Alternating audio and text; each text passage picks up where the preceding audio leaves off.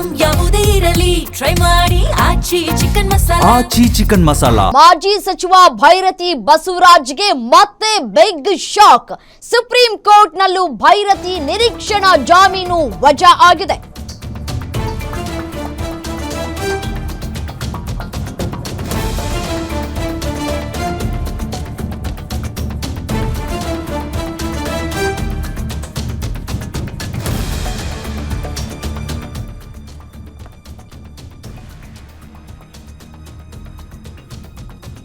Supreme ಮುಖ್ಯ ನ್ಯಾಯಮೂರ್ತಿಗಳಾದ ಸೂರ್ಯಕಾಂತ್ ಪೀಠದಿಂದ ವಜಾ ಆಗಿದೆ. ನಿಯಮಿತ ಜಾಮೀನು ಅರ್ಜಿ ಸಲ್ಲಿಕೆ ಮಾಡೋದಕ್ಕೆ ಸೂಚನೆಯನ್ನ ನೀಡಲಾಗಿದೆ. ಕೆಳ ಹಂತದ ಕೋರ್ಟ್ನಲ್ಲಿ ಇತ್ಯರ್ಥಕ್ಕೆ ಸುಪ್ರೀಂ ಕೋರ್ಟ್ ಸೂಚನೆಯನ್ನ ಕೊಟ್ಟಿದೆ.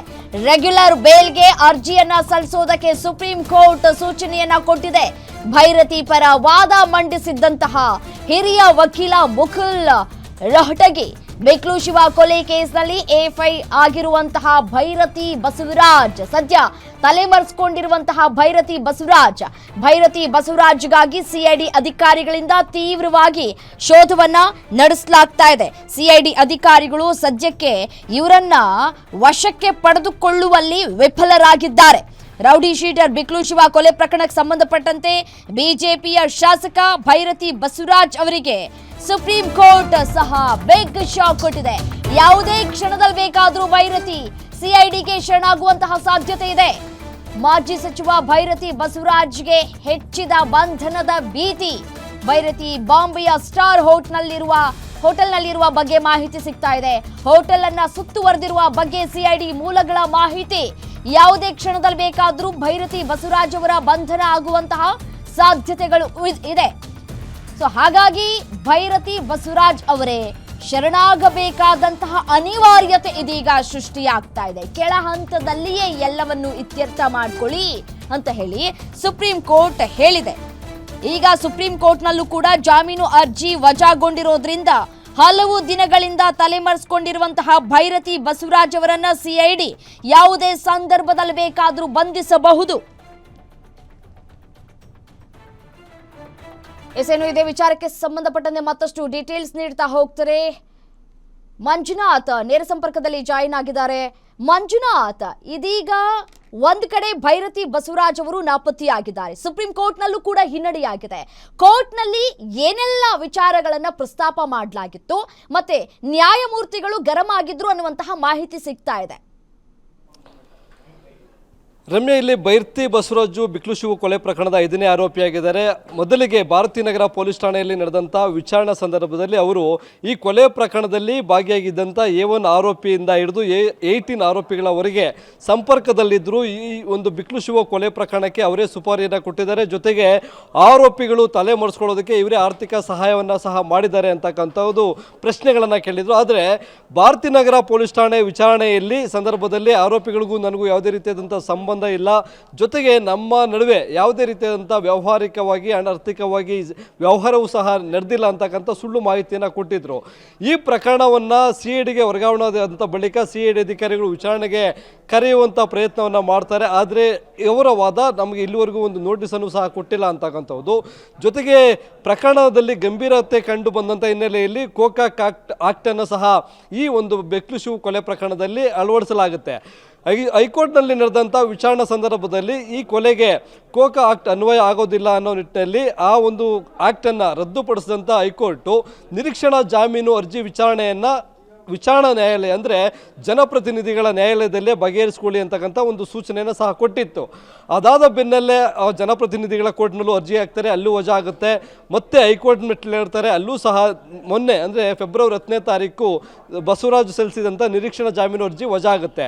ಈ ಹಿನ್ನೆಲೆಯಲ್ಲಿ ನಾನು ಬಂಧನಕ್ಕೊಳಗಾಗ್ತೀನಿ ಅನ್ನೋ ಭೀತಿಯಿಂದ ಸುಪ್ರೀಂ ಕೋರ್ಟ್ ಮೊರೆ ಹೋಗಿದ್ದು. ಸುಪ್ರೀಂ ಕೋರ್ಟ್ನಲ್ಲಿ ಇವತ್ತು ಬೆಳಗ್ಗೆ ಅರ್ಜಿ ವಿಚಾರಣೆಗೆ ಕೈಗೆತ್ತಿಕೊಂಡಂತಹ ಮುಖ್ಯ ನ್ಯಾಯಮೂರ್ತಿಗಳು ಒಳಗೊಂಡಂತಹ ನ್ಯಾಯಪೀಠ ಇವರ ಅರ್ಜಿಯನ್ನು ವಿಚಾರಣೆ ಮಾಡಲಾಗುತ್ತೆ. ವಿಚಾರಣೆ ಮಾಡಿದಂಥ ಸಂದರ್ಭದಲ್ಲಿ ಅರ್ಜಿದಾರರ ಪರ ವಕೀಲರಿಗೆ ಕೆಲವೊಂದಷ್ಟು ಪ್ರಶ್ನೆಗಳನ್ನು ಕೇಳ್ತಾರೆ.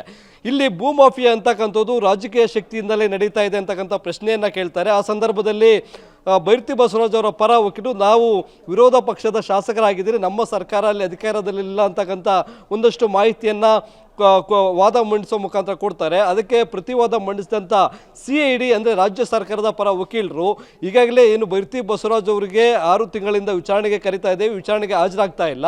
ಅದರ ಜೊತೆಗೆ ಏನು ಇಡೀ ಪ್ರಕರಣದಲ್ಲಿ ಆರೋಪಿಗಳೊಂದಿಗೆ ಬೈರ್ತಿ ಬಸವರಾಜ್ ಅವರು ಸಂಪರ್ಕದಲ್ಲಿದ್ದಾರೆ, ಅದರ CDR ಲಿಸ್ಟನ್ನು ತೆಗೆದಿದ್ದೇವೆ. ಅದರಲ್ಲಿ ಅವರು ಆರೋಪಿಗಳಿಗೆ ತಲೆಮರೆಸೋದಕ್ಕೆ ಇರ್ಬೋದು ಅಥವಾ ಸುಪಾರಿ ಕೊಡೋದಕ್ಕೆ ಇರ್ಬೋದು, ಯಾವ ಉದ್ದೇಶಕ್ಕಾಗಿ ಕೊಲೆ ಮಾಡಿದ್ರು ಅಂತಕ್ಕಂಥ ಎಲ್ಲ ಮಾಹಿತಿ ಸ್ಪಷ್ಟವಾಗಿದೆ. ಇನ್ನು ಬೈರ್ತಿ ಬಸವರಾಜು ತಲೆ ಮರೆಸ್ಕೊಂಡಿರ್ತಕ್ಕಂಥ ಸಂದರ್ಭದಲ್ಲಿ ಅವರು ಮಹಾರಾಷ್ಟ್ರದ ಒಂದು 5 ಸ್ಟಾರ್ ಹೋಟೆಲ್ ಉಳಿದುಕೊಂಡಿದ್ದಾರೆ. ಅದರ ಬಗ್ಗೆ ಮಾಹಿತಿ ಸಿಕ್ಕಿದೆ. ನಮ್ಮ ಸಿಬ್ಬಂದಿ ಅವರನ್ನು ಅಲ್ಲಿ ಕವರ್ ಮಾಡಿದ್ದಾರೆ. ಜೊತೆಗೆ ದೇಶ ಬಿಟ್ಟು ಹೋಗಬಾರ್ದು ಅನ್ನೋ ನಿಟ್ಟಿನಲ್ಲಿ ಲುಕ್ಔಟ್ ನೋಟಿಸನ್ನು ಸಹ ಹೊರಡಿಸಿದ್ದೇವೆ. ಹೀಗಾಗಿ ಅವರು ಸಲ್ಲಿಸಿರ್ತಕ್ಕಂಥ ನಿರೀಕ್ಷಣಾ ಜಾಮೀನು ಅರ್ಜಿಯನ್ನು ವಜಾ ಮಾಡಬೇಕು ಅನ್ನೋ ನಿಟ್ಟಿನಲ್ಲಿ ಸುಪ್ರೀಂ ಕೋರ್ಟ್ನ ಮುಖ್ಯ ನ್ಯಾಯಮೂರ್ತಿಗಳನ್ನು ಒಳಗೊಂಡಂಥ ನ್ಯಾಯಪೀಠದ ಮುಂದೆ ಮನವಿಯನ್ನು ಮಾಡಿಕೊಂಡರು. ಹೀಗಾಗಿ ಬೈರ್ತಿ ಬಸವರಾಜು ಸಲ್ಲಿಸಿದಂಥ ನಿರೀಕ್ಷಣಾ ಜಾಮೀನು ಅರ್ಜಿಯನ್ನು ವಜಾ ಮಾಡಿ ಕೆಳ ಹಂತದ ನ್ಯಾಯಾಲಯದಲ್ಲಿ ನಿಮ್ಮ ಈ ಒಂದು ಅರ್ಜಿಯನ್ನು ಬಗೆಹರಿಸಿಕೊಳ್ಳಿ ಅಂತಕ್ಕಂಥ ಒಂದು ಸೂಚನೆಯನ್ನು ಸಹ ಕೊಟ್ಟಿದೆ. ಜೊತೆಗೆ ಪೊಲೀಸರ ವಿಚಾರಣೆಯನ್ನು ಎದುರಿಸುವುದಕ್ಕೂ ಸಹ ಹೀಗಾಗಿ ಇವರ ಪರ ಬೈರ್ತಿ ಬಸವರಾಜ್ ಪರ ವಕೀಲರಾದಂಥ ಏನು ಮುಕುಲ್ ರೋಟಗಿಯವರು ಅವರು ಸಲ್ಲಿಸಿದಂಥ ನಿರೀಕ್ಷಣಾ ಜಾಮೀನು ಅರ್ಜಿಯನ್ನು ವಾಪಸ್ಸನ್ನು ಪಡೆದು ನಮ್ಮ ಕಕ್ಷಿದಾರರು ಇನ್ನು ಮುಂದೆ ಅವ್ರಿಗೆ ಇರ್ತಕ್ಕಂಥ ಅವಕಾಶ ಒಂದು CID ಅಧಿಕಾರಿಗಳ ಮುಂದೆ ಶರಣಾಗತಿ ಆಗಬೇಕು ಅಥವಾ ಕೋರ್ಟ್ಗೆ ಬಂದು ಶರಣಾಗತಿ ಆಗಬೇಕು.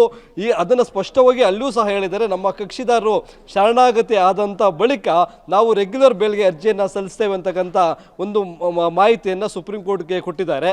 ಹೀಗಾಗಿ ಬೈರ್ತಿ ಬಸವರಾಜ್ಗೆ ಮುಂದೆ ಇರ್ತಕ್ಕಂಥ ಅವಕಾಶಗಳು ಎರಡೇ. ಒಂದು CIDಯ ತನಿಖಾಧಿಕಾರಿಗಳ ಮುಂದೆ ಹಾಜರಾಗಬೇಕು, ಶರಣಾಗತಿಯಾಗಿ ಅಲ್ಲಿ ಹಾಜರಾಗಬೇಕು, ವಿಚಾರಣೆಗೆ ಹಾಜರಾಗಬೇಕು. ಆ ಸಂದರ್ಭದಲ್ಲಿ ಹಾಜರಾದಂಥ ಸಂದರ್ಭದಲ್ಲಿ ಅವರನ್ನು ಬಂಧನ ಮಾಡಲಾಗುತ್ತೆ. ಜೊತೆಗೆ ಕೋರ್ಟ್ಗೆ ಏನಾದರೂ ಹಾಜರಾದರೆ ಅಲ್ಲೂ ಅಷ್ಟೇ ಅವರ ಒಂದು, ಯಾಕೆಂದರೆ ಈಗಾಗಲೇ CID ಅಧಿಕಾರಿಗಳು ಹೈಕೋರ್ಟ್ನಲ್ಲಿ ಮಂಡಿಸಿದಂಥ ವಾದ ನಾವು ಬಂಧಿಸಿಯೇ ವಿಚಾರಣೆಗೆ ಒಳಪಡಿಸಬೇಕು ಅಂತಕ್ಕಂಥ ಒಂದು ಮಾಹಿತಿಯನ್ನು ನೀಡಿದ್ದಾರೆ. ಹಾಗಾಗಿ ಕೋರ್ಟ್ಗೆ ಹೋದಾಗೂ ಸಹ ಅಲ್ಲಿ ಬೈರ್ತಿ ಬಸವರಾಜನ್ನು CID ಕಸ್ಟಡಿಗೆ ಕೊಡುವಂಥ ಸಾಧ್ಯತೆಗಳು ಬಹುತೇಕ ಇರ್ತಕ್ಕಂಥದ್ದು. ರಮ್ಯಾ, ಓಕೆ, ಹಾಗಿದ್ರೆ ಅವರೇ ಈಗ ಶರಣಾದ್ರೆ ಒಳಿತು ಅಂತ ಕಾಣಿಸುತ್ತೆ. ಇಲ್ಲ ಅಂತಂದ್ರೆ ಇದು ಬೇರೆ ರೀತಿಯಾದಂತಹ ಟರ್ನ್ ಪಡ್ಕೊಳ್ಳುವಂತಹ ಎಲ್ಲ ಸಾಧ್ಯತೆಗಳು ಕೂಡ ಇದೆ. ಮತ್ತೊಂದು ಕಡೆ ನೋಡಿ, ಈಗ ಹಾಲಿ ಶಾಸಕರು ಈಗ ಏನು ಲುಕೌಟ್ ನೋಟಿಸ್ ಜಾರಿಯಾಗಿದೆ, ಬಂಧನದ ಭೀತಿಯನ್ನ ಎದುರಿಸ್ತಾ ಇದ್ದಾರೆ. BJP ನಾಯಕರು ಯಾರು ಕೂಡ ತುಟಿಕ್ ಪಿಟಿಕ್ ಅಂತ ಇಲ್ಲ ಈ ವಿಚಾರಕ್ಕೆ ಸಂಬಂಧಪಟ್ಟಂತೆ.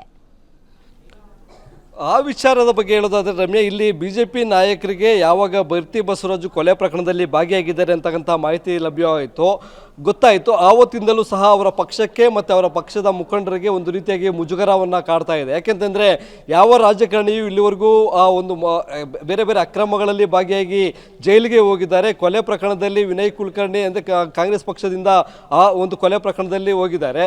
ತಮ್ಮ BJP ಪಕ್ಷದಲ್ಲಿ ಕೊಲೆ ಪ್ರಕರಣದಲ್ಲಿ, ಅದರಲ್ಲೂ ಆ ಬೆಂಗಳೂರು ನಗರದ ಪ್ರಭಾವಿ ರಾಜಕಾರಣಿ ಜೈಲಿಗೆ ಹೋಗ್ತಾರೆ ಅನ್ನೋ ನಿಟ್ಟಿನಲ್ಲಿ ಒಂದು ಮುಜುಗರ ಕಾಡೋದಕ್ಕೆ ಶುರು ಆಗಿತ್ತು. ಹಾಗಾಗಿ ಯಾರೂ ಸಹ ಈ ಪ್ರಕರಣದಲ್ಲಿ ಪ್ರತಿಕ್ರಿಯೆಯನ್ನು ಸಹ ಕೊಡ್ತಾ ಇಲ್ಲ. ಇಲ್ಲಿ CID ಅವರನ್ನು ಬಂಧನ ಮಾಡುವ ವಿಚಾರದಲ್ಲೂ ಸಹ ತುಂಬ ವಿಳಂಬ ಧೋರಣೆಯನ್ನು ನಡೆಸ್ತಾ ಇದ್ರು ಸಹ ಕಾಂಗ್ರೆಸ್ ಪಕ್ಷದವರು ಅದಕ್ಕೆ ಪ್ರತಿಕ್ರಿಯೆಗಳನ್ನು ಕೊಡ್ತಾ ಇಲ್ಲ, BJPಯವರು ಸಹ ಕೊಡ್ತಾ ಇಲ್ಲ. ಆದರೆ ಈಗ ಏನು ಕೋರ್ಟ್ನಲ್ಲಿ ನಡ್ತಕ್ಕಂಥ ಒಂದು ಕಲಾಪಗಳೇನಿದ್ದಾವೆ, ಇವರ ಒಂದು ನಿರೀಕ್ಷಣಾ ಜಾಮೀನು ಅರ್ಜಿ ವಜಾ ಆಗ್ತಾ ಇದೆ. ಇದಕ್ಕೆ ಸಂಬಂಧಪಟ್ಟಂತೆ ತನಿಖಾ ತಂಡ ಒಂದು ಕಾನೂನು ರೀತಿಯಾಗಿ ತನಿಖೆಯನ್ನು ಮುಂದುವರಿಸುತ್ತೆ. ಅವರನ್ನು ಬಂಧಿಸಿ ವಿಚಾರಣೆಗೆ ಒಳಪಡಿಸುವಂಥ ಬಹುತೇಕ ಸಾಧ್ಯತೆಗಳು ಇರ್ತಕ್ಕಂಥದ್ದು. ಈಗ ಅವರು ನ್ಯಾಯಾಲಯಕ್ಕೆ ಬಂದು ಶರಣಾದರೂ ಅವರನ್ನು ಅರೆಸ್ಟ್ ಮಾಡುವಂಥ ಅಂದರೆ ಕಸ್ಟಡಿಗೆ ಕೊಡುವಂಥ ಸಾಧ್ಯತೆ ಇದೆ. ನೇರವಾಗಿ CIDಗೆ ಬಂದು ಶರಣಾದರೂ ಸಹ ಅವರ ಒಂದು ಬಂಧನದ ಪ್ರಕ್ರಿಯೆ, ಅರೆಸ್ಟ್ ಪ್ರೊಸೆಸನ್ನು ಮುಗಿಸಿ ಮತ್ತೆ ನ್ಯಾಯಾಲಯಕ್ಕೆ ಹಾಜರುಪಡಿಸಿ ಅವರನ್ನು ಕಸ್ಟಡಿಗೆ ಪಡೆದು ವಿಚಾರಣೆ ಮಾಡಬೇಕಾಗುತ್ತೆ. ರಮ್ಯಾ, ಓಕೆ, ಥ್ಯಾಂಕ್ ಯು ತಮ್ಮೆಲ್ಲ ಡೀಟೇಲ್ಸ್ಗೆ.